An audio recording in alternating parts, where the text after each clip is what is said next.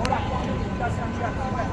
afternoon, fellow Ugandans. Good evening in Uganda, or good morning in different parts of the world.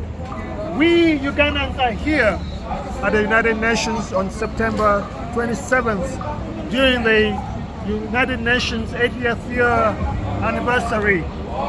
And the theme for the UN this year, for the General Assembly this year, is Better Together.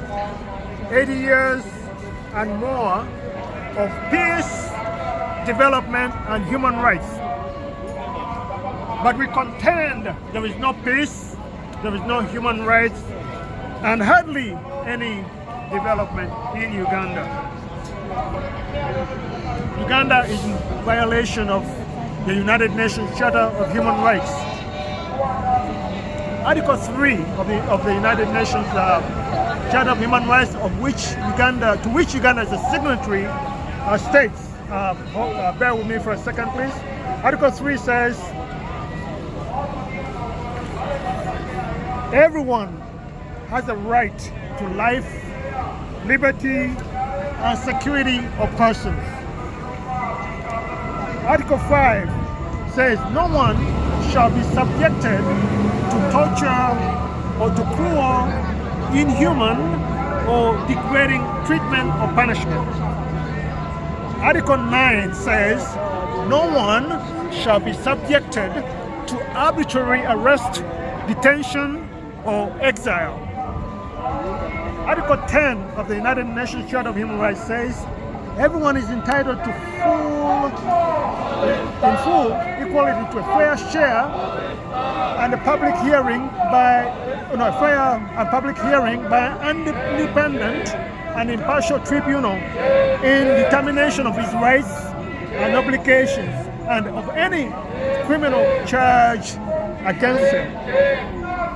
And then Article 20 finally says everyone has a right to freedom of peaceful assembly and association. No one may be compelled to belong to an association. So now, those are the key articles that Uganda is in violation of. Uganda signed the UN Charter of Human Rights, but as we know, hundreds of Ugandans are abducted. Scores of Ugandans are abducted off the streets and detained without trial for periods. And many are disappeared and not accounted for. Citizens are abducted from abroad or at the airport when they arrive from abroad at Entebbe Airport. Dr. Chiza Besigye, one of the opposition candidates officials, was abducted from Kenya and is in prison now for over 1 year. A lot of aides of the leading opposition figure in Uganda right now, Mr. Kyagulanyi Ssentamu, have been abducted, including his bodyguards, Edmund Mutwe, Achileo Kivumbi, and one of the party officials, Mr. Waiswa Mufumbiro. They were abducted and they're detained without trial, and we don't know when they will ever be released. So this is an ongoing occurrence in Uganda.